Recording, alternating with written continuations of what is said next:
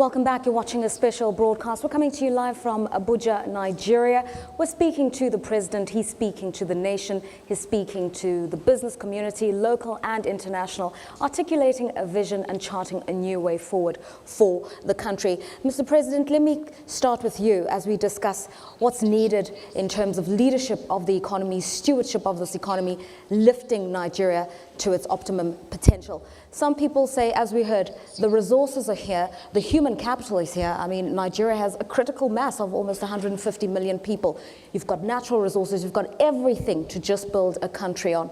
But it hasn't happened. And many people say it hasn't happened because the vision you articulate isn't supported by those who work with you in the executive, by governors of the various states. And so there's a suggestion. If you want to move forward, you need to start setting performance targets for ministers and civil servants. You need to start setting timetables. You need to galvanize everybody towards this vision, and you need to ensure you can monitor their participation at every time.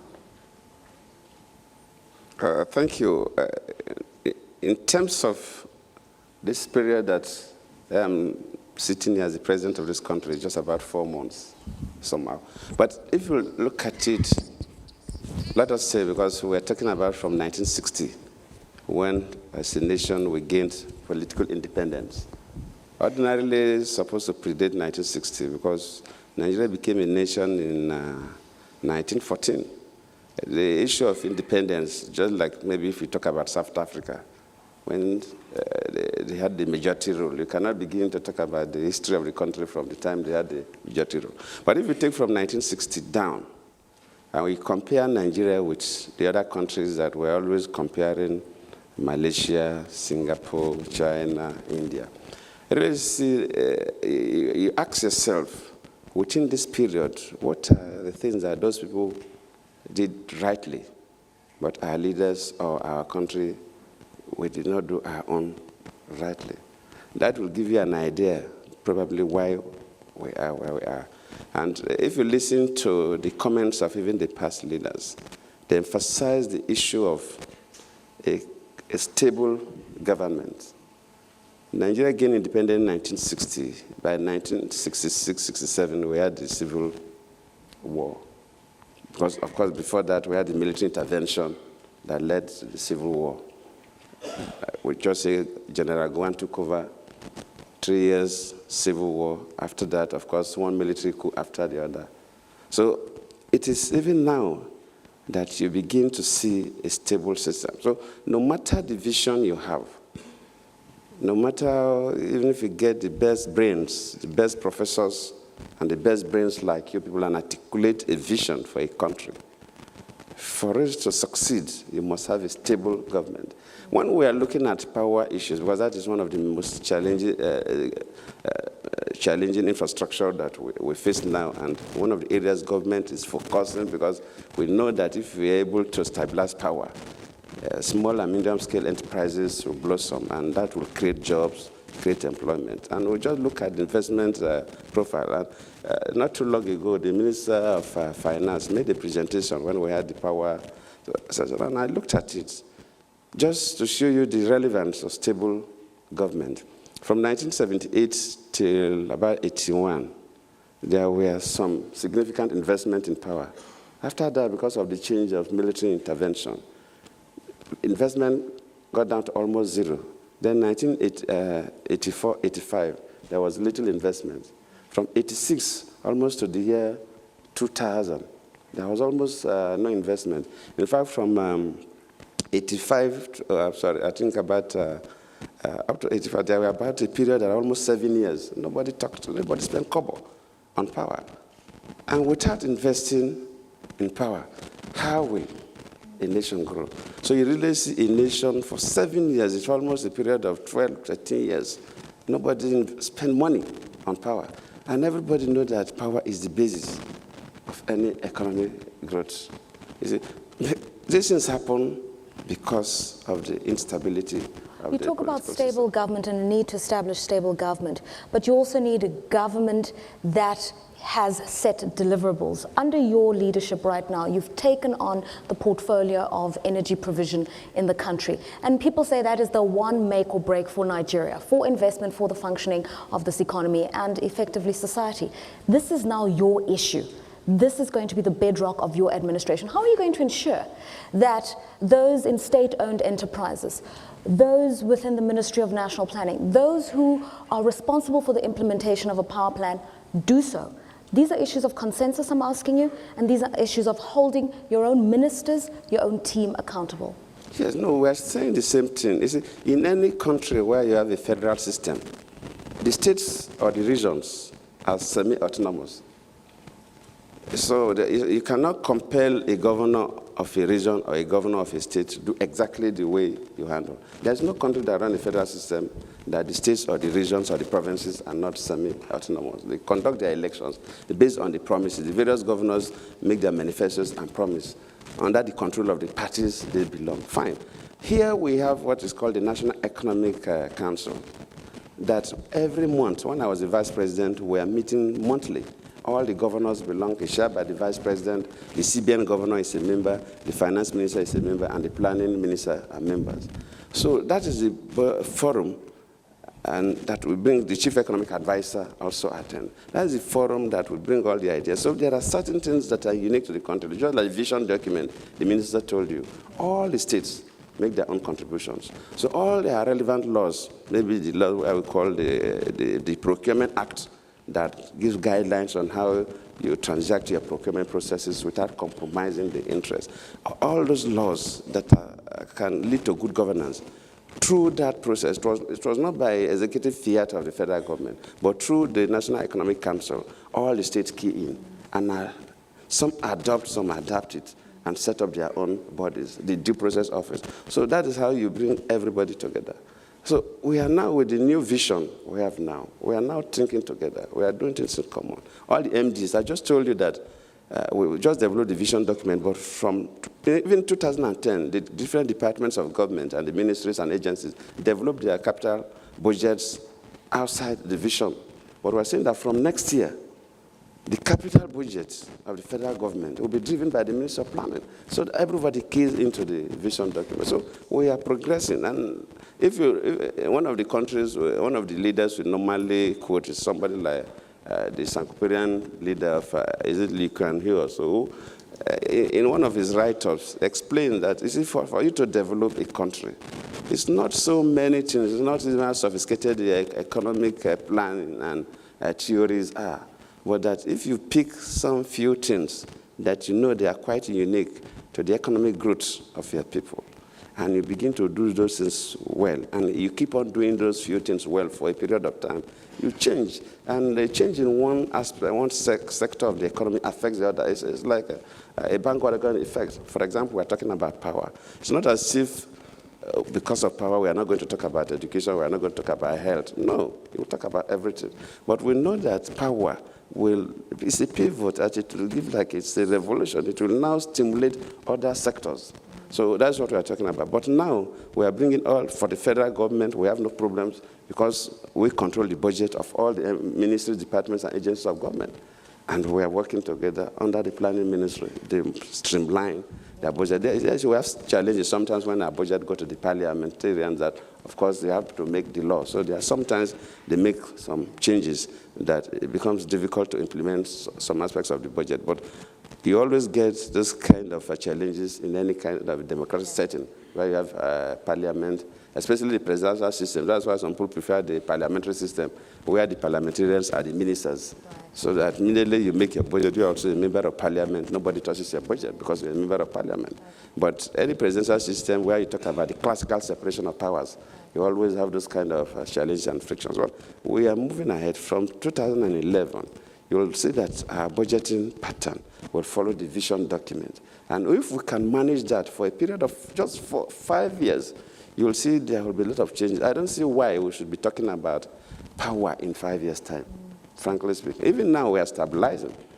people are saying. There are some places where you never had 6 hours of light or 12 hours. They are talking about 2 days without interruption. So you really see that though we've not done much, but because we are trying to place our things properly, we have not increased our generation. In another 3 months, yes, we'll increase. But for now, we have not even added any, but just the ones we have alone.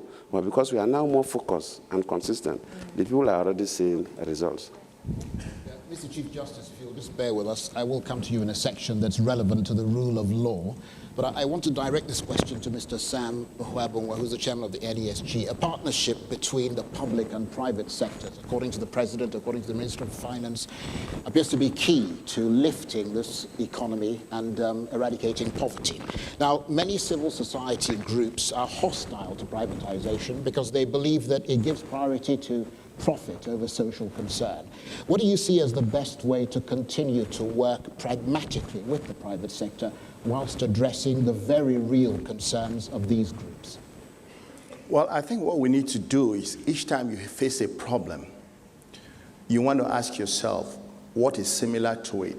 What have we done in the past? I believe that if we had argued on deregulating the telecom sector, there will still have people in the civil society who have said no, because of the perception that every deregulation or privatization will lead to price growth. But we have seen what has happened in the telecoms. This is replicable in every other sector of the economy.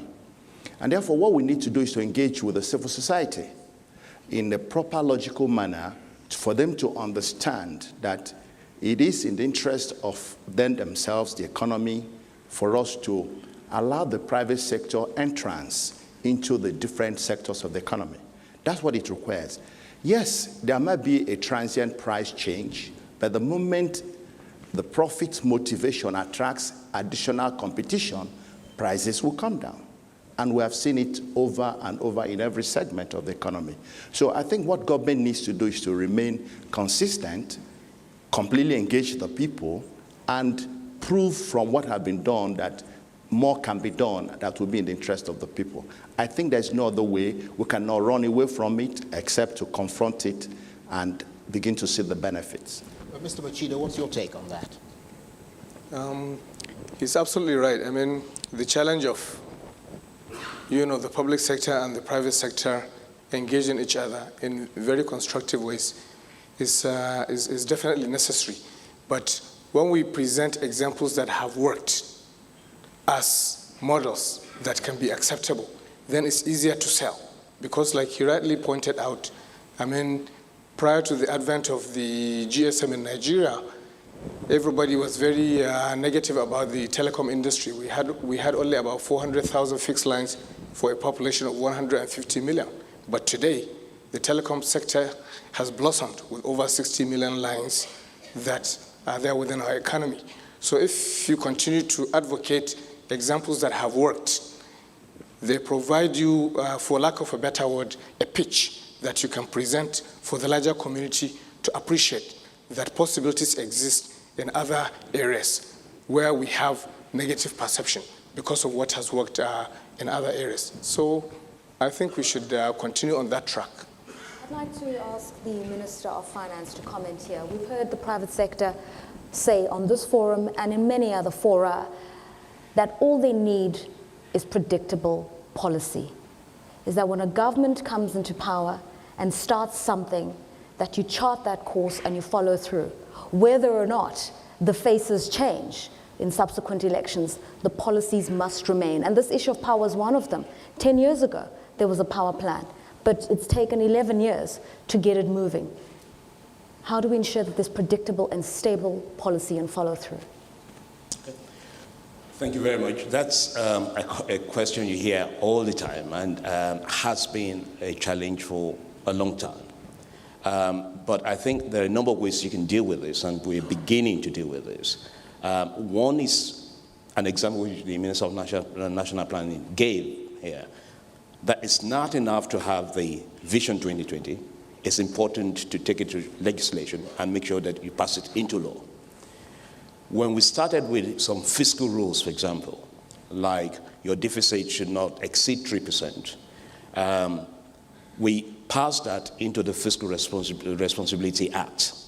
So some of it is going to be through legislation, and we're taking more and more of that to legislation, to the Legislative House. If you look at the form of the excess crude oil, which we had before, as you know, we are just in the process of setting up the Sovereign Wealth Fund. That again will be backed by the Constitution, by a bill that is going to the National Assembly. So you institutionalize these things, which is one of the things the President talked about earlier on. That is one of the ways we are trying to achieve that. Yeah. Plus the fact that I think continued dialogue and partnership with the private sector, we will understand those issues that are critical to them, and they will ensure, working with the government, that we remain consistent. That is important. Consistency is critical to the economy. Ms. Minister, let me ask you this question. In terms of predictable policy, there's also the argument that too much focus, and this is not new, too much focus on the oil and gas sector in Nigeria, and certainly it's the backbone of this economy. 90% of foreign earnings come from oil and gas. But Nigerians are asking for a diversification of this economy. Nigerians are asking for deregulations. Nigerians are saying, we want choice, we are entrepreneurs, we're enterprising, and we want the opportunity to give back and to apply ourselves in different ways. What needs to be done to get this economy beyond oil and gas into areas like ICT, for instance, because that's where you're having vibrant, dynamic input? Well, you're right. But the thing, in fact, I think to begin with is we cannot also ignore the significance of oil to the economy. So the first point of departure is to get the oil sector right.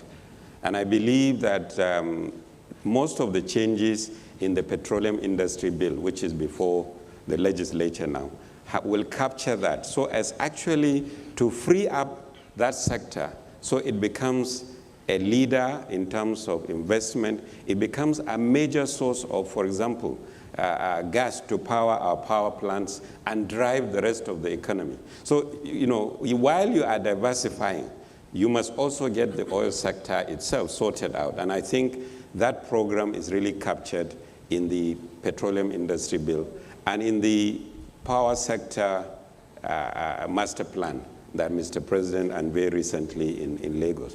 Now, additional to that, obviously, all the measures that are being taken by the government, first of all, to really translate this partnership with the private sector into something much more concrete by, for example, resuming the privatization and commercialization program, looking at all our policies, complete review of policies in a way that will actually free up some of the sectors like the power sector, just like we've been able to do by creating the necessary legislative, regulatory, and other environment that will free up sectors like the power sector and as we have done with the telecom sector. But beyond that, even with the PPP program, again, opening up many sectors that hitherto were considered exclusive preserve of the government in terms of especially infrastructure.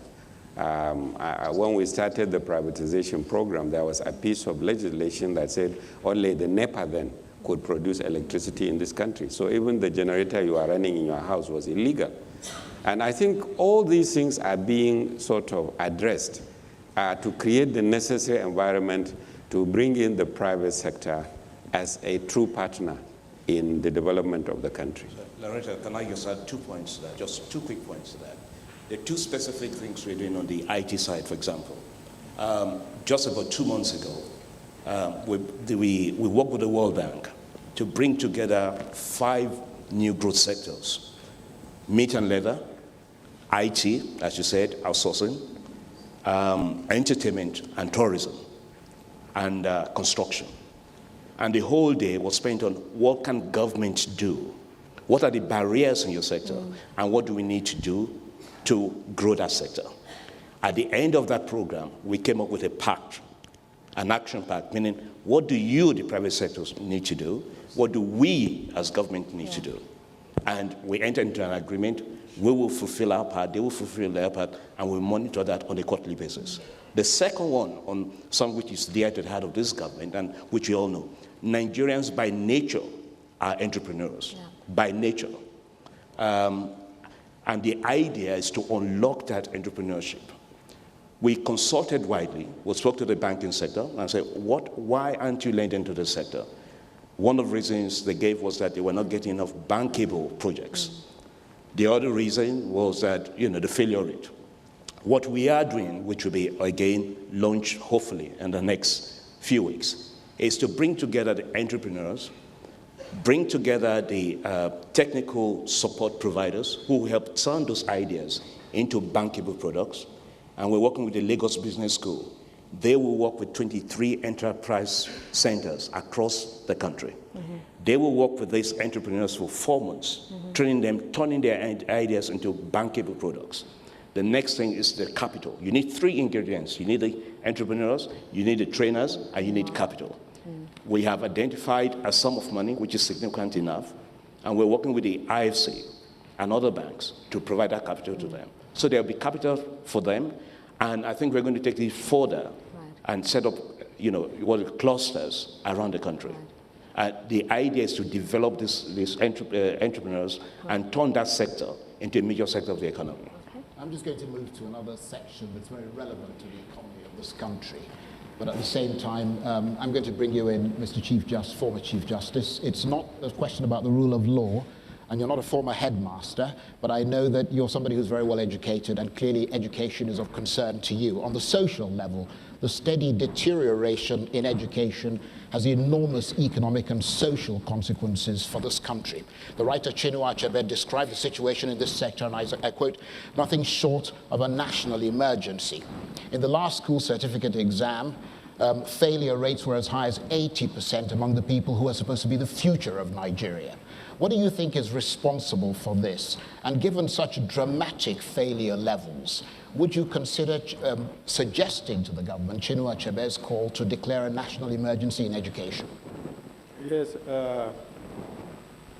if you have failure of this magnitude, it's a failure of the teaching system.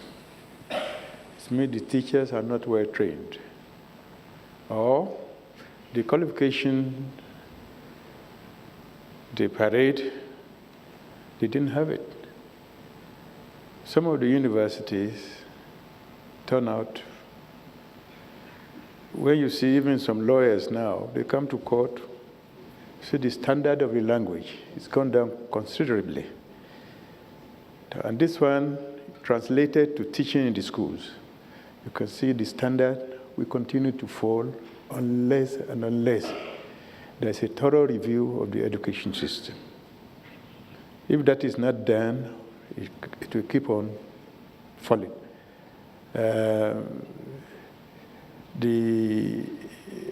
When I was in the judiciary as the Chief Justice of Nigeria, I discovered that some of my staff, they are clerks, they say distance learning, and they were having their degrees without going to any class.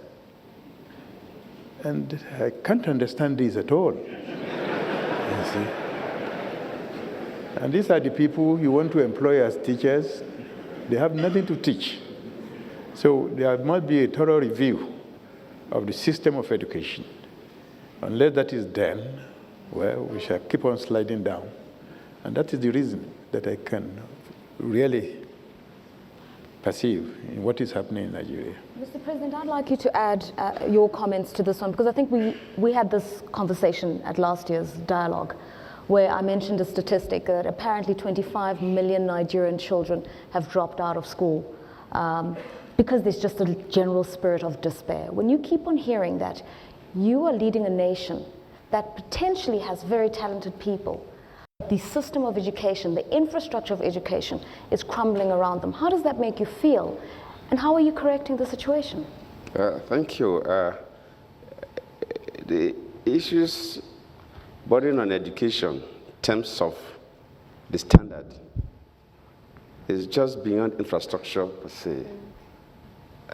luckily or unluckily, some of us grew up in the villages where we started our primary schools and pre-primary schools in mud houses. Sure.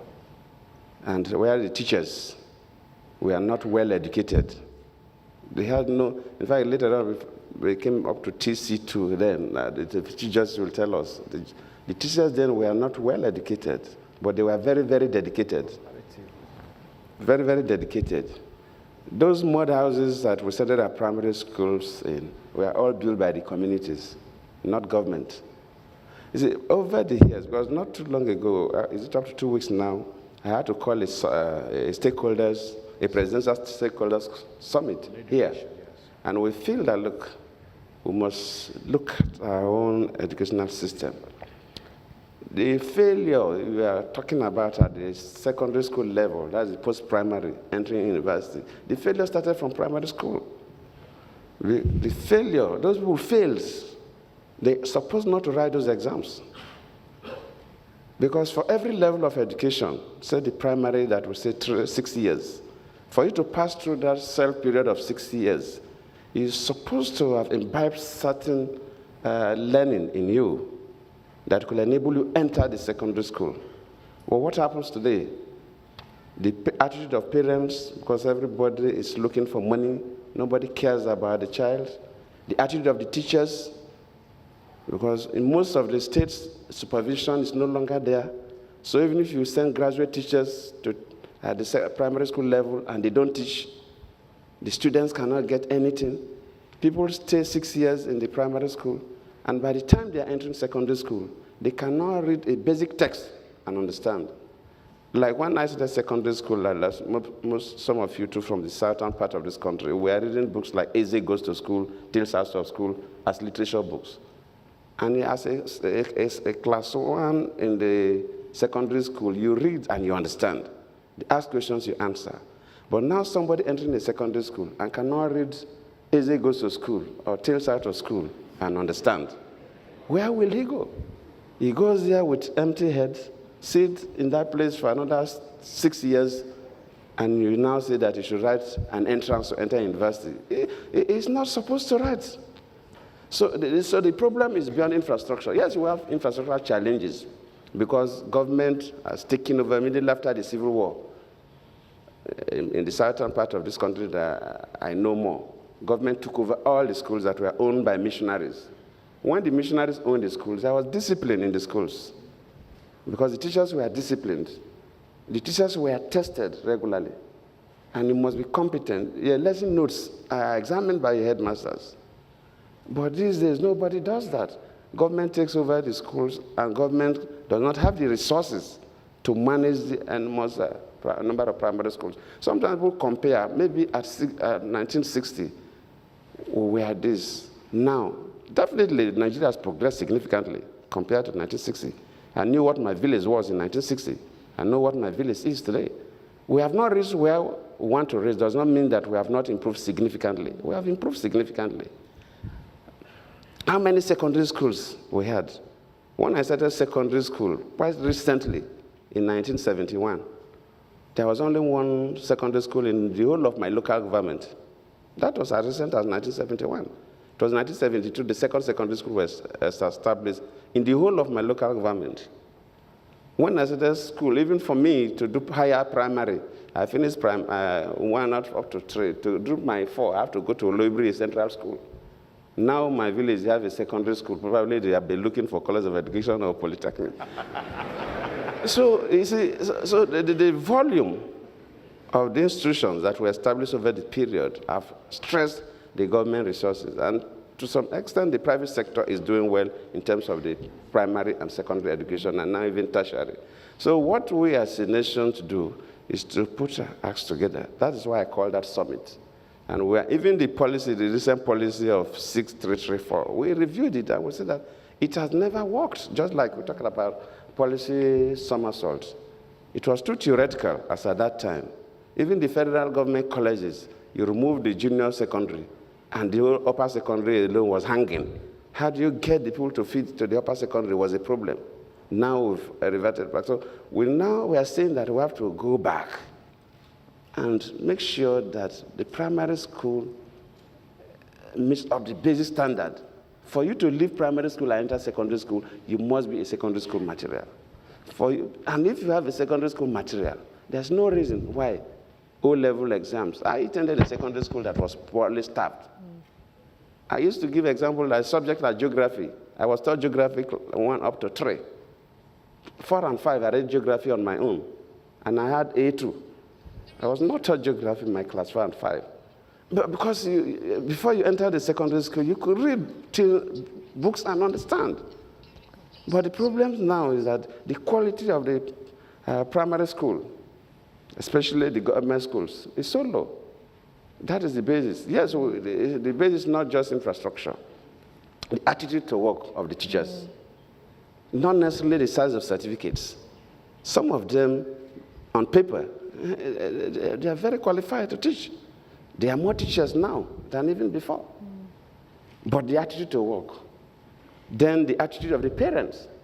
Everybody is like a rat race looking for money and playing politics. No time to take care of our children. So when you put all these combinations together, but things are changing. And I believe when we properly refocus educational system, we must start from the primary, even before we talk about. A number of people enter the university are not supposed to enter the university, and that's why cultism is so much in our universities. When a student enters the university, cannot pass any paper, the next thing is to be a cultist, to cover up. This question is directed to the Minister of Finance. I'd like to move away from that to another area, Minister, that's come under the spotlight, and that's Nigeria's capital markets, banking sector, due to issues relating to corporate governance, risk management, and the application of the rule of law. These issues have had a damaging effect and greatly affected investor confidence. What steps have you taken to prevent further breaches and restore confidence? Okay, I will talk very briefly about the banking sector because everyone knows about it. Yeah. And in fact, the governor of Central Bank got an award in the States last week for the work he did in the banking sector. So it is not just recognized locally, it's recognized internationally that we have done what we need to do or what we needed to do in that sector, capital markets. In capital markets, what we have done also is very similar to what we have done in the banking sector. It cuts across the board. The idea was that we had poor regulation. That's the reality. And the regulated took advantage of the poor regulation. And that meant we had to enforce discipline, we had to enforce supervision, we had to enforce good governance. And that has happened across the board. If you look at the changes you have seen in the banking sector, in the capital markets, we've changed that completely.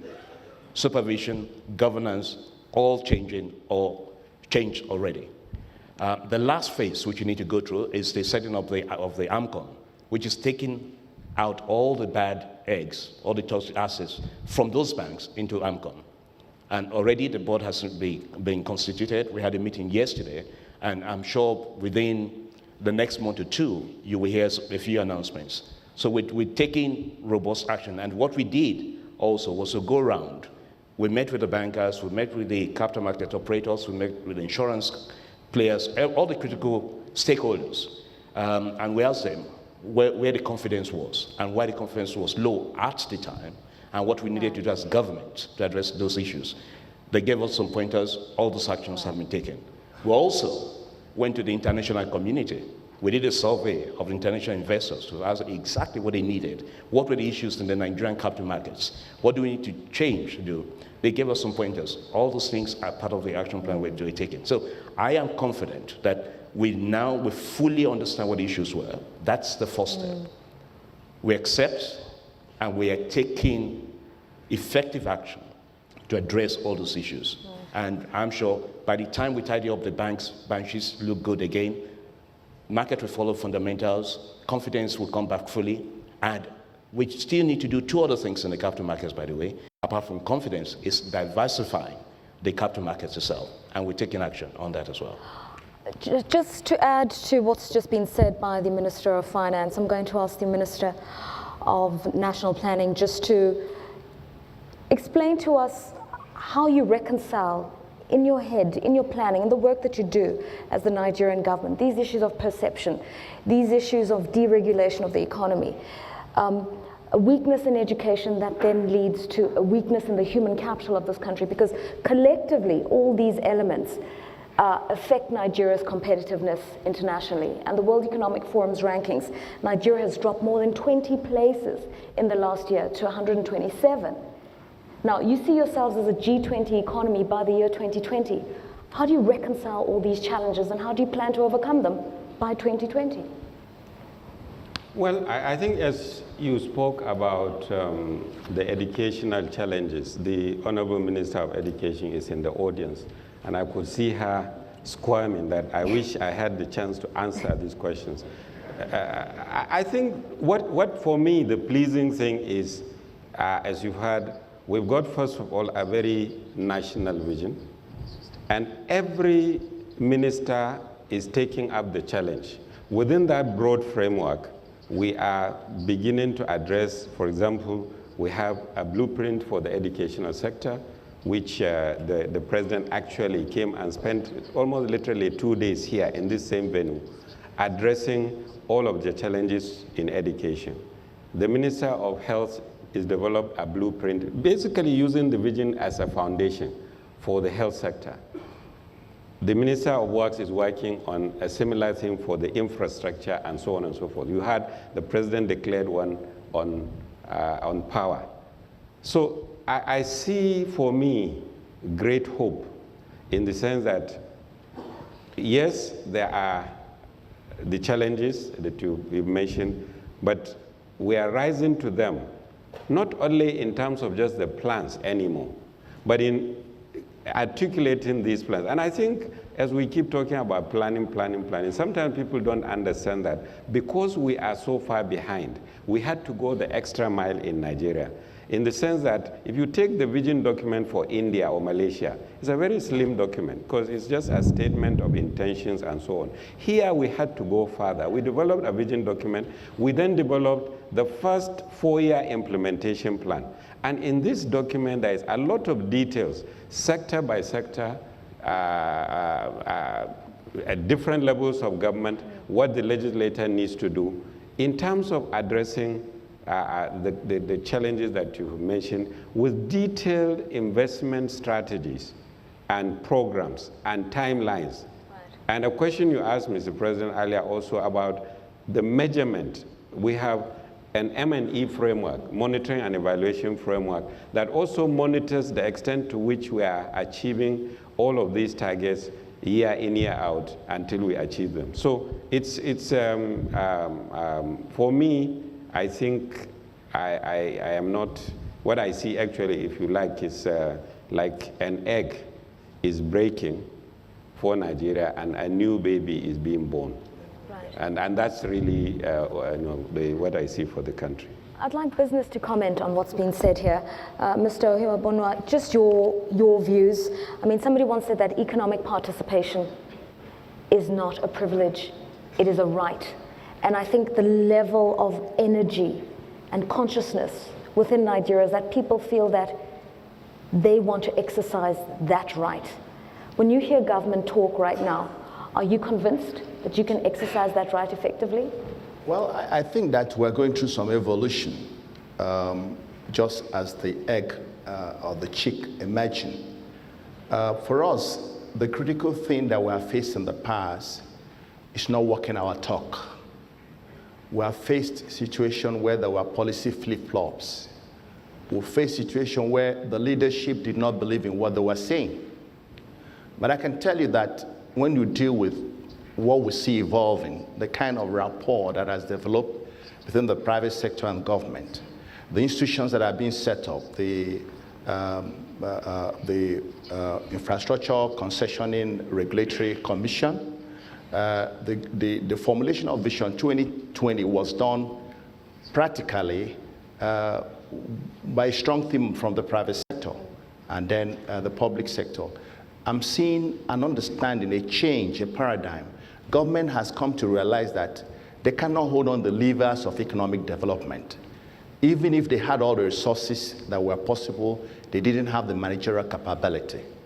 that understanding has become, and I don't see them being shy to acknowledge it.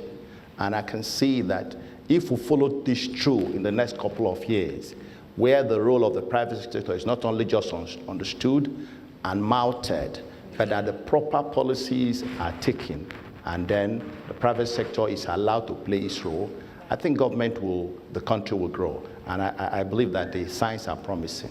Okay, we continue discussing issues around taking Nigeria forward. It's the challenge of visionary leadership and good governance in Nigeria. And I think good governance effectively will be the optimum phrase when